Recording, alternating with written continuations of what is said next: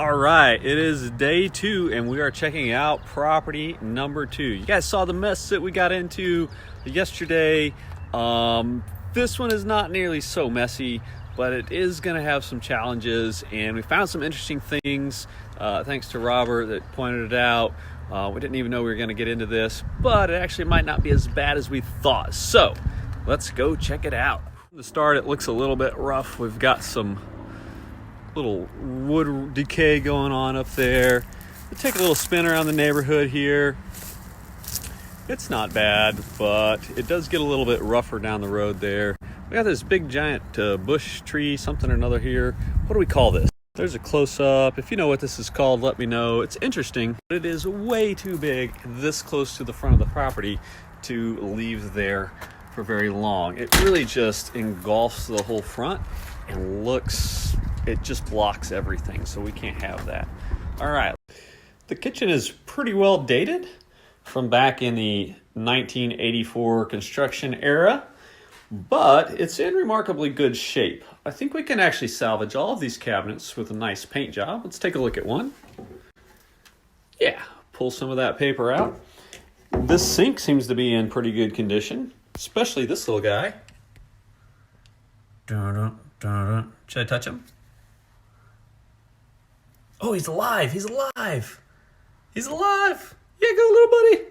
Where'd he go? Now, one of the real problems of this property that I wasn't aware of when I made the offer, my buddy Robert just brought it to my attention as I pulled up to the property. He told me that the plumbing in this property was polybutylene. Now, that's really well known for going bad very quickly and developing a lot of pinholes. So I got a little bit scared coming in to take a look. However, I think we've got good news. At least I hope it's good news. Let's take a look under the sink and I'll show you what I'm talking about.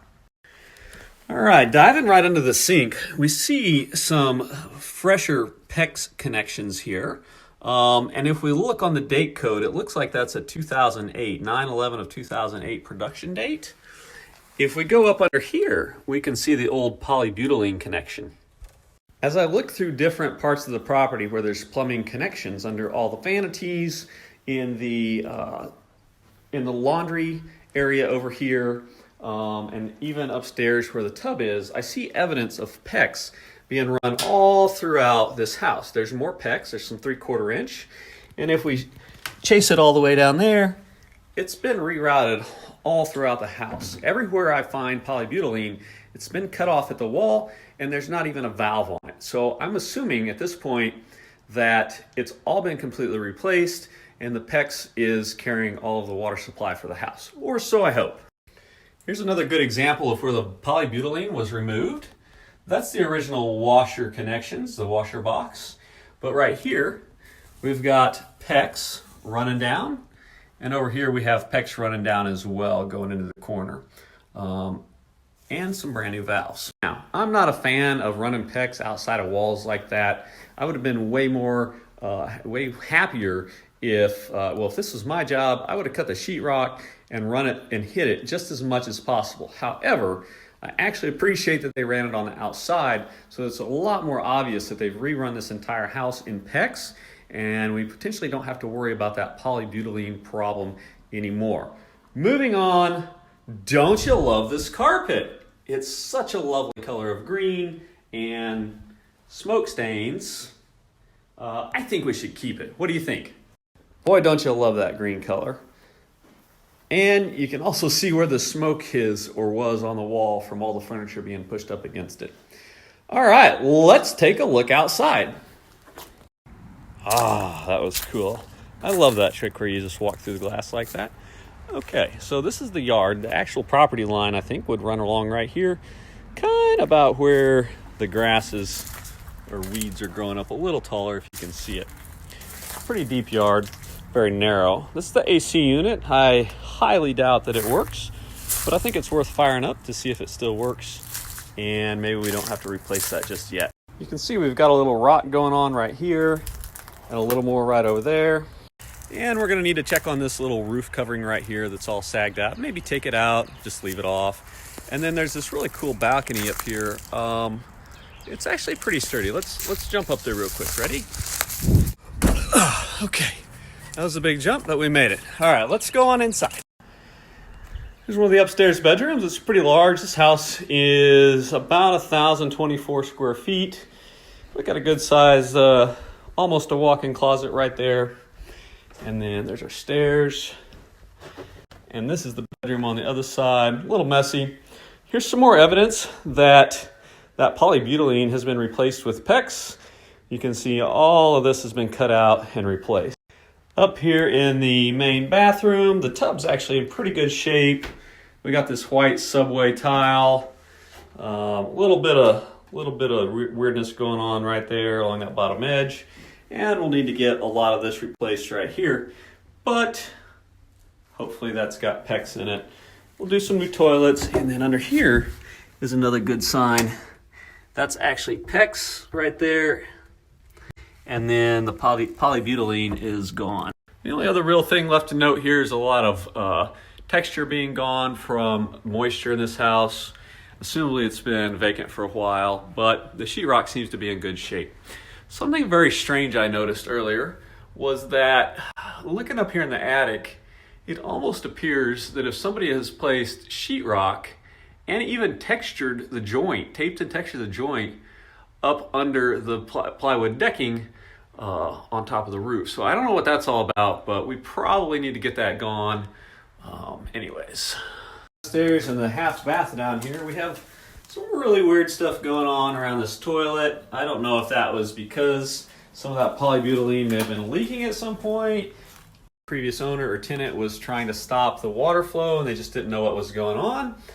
But I'm sure we'll have to figure out a way to address that. Just hopefully peel all of that spray foam insulation out of there. All right, the absolute best is right here on this electrical box. It actually says it's for copper or aluminum use. And aluminum down here in Florida is one of the biggest problems because it's really tough to insure and you honestly just don't want it in your house. Homes built pretty much between in the 70s, between the late 60s and the early 80s, almost always, especially on lower priced homes, almost always had aluminum in them. So that always has to be redone.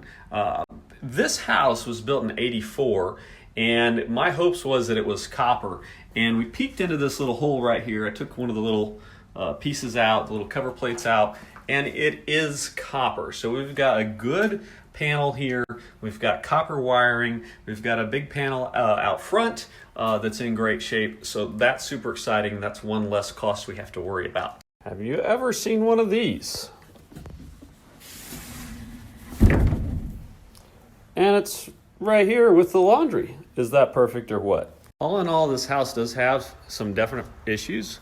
Mainly, we're hoping to get it fixed up with a lot of paint, some flooring. We're definitely going to have to do some plumbing work with new toilets and do something with those cabinets and countertops and fix up just a lot of little things. Hopefully we don't run into real serious issues. I think having that polybutylene gone and already replaced with PEX is probably the biggest save on this project, actually coming in on or around budget. We still do have to get the roof done, so we've got to get a quote on that, but this is a very narrow house, so we're hoping for a pretty fair price on roofing, even though it's extremely expensive down in here in Florida. It's running about $325 to $350 a square here in Florida, and that's more or less the buddy deal, $325 to $350. All right, well, that's enough for today. I hope you enjoyed the walkthrough of this property. We've got it under contract for $59,000. We probably paid a little bit too much for it as usual because we bought it sight unseen and didn't know what all problems would be in it. We're planning on putting, and I'll have to run the numbers, but somewhere between $15,000 and $17,000 into it, assuming the roof doesn't go too far over budget and we don't run into any other serious problems along the way. So as we do the rehab, hopefully we stay on track with that, and we'll do another update once we start to change the look and feel of this property, and we'll come back and show you what it looks like right before we get it leased out. Until then, keep that money working for you every day, and we'll see you here next time.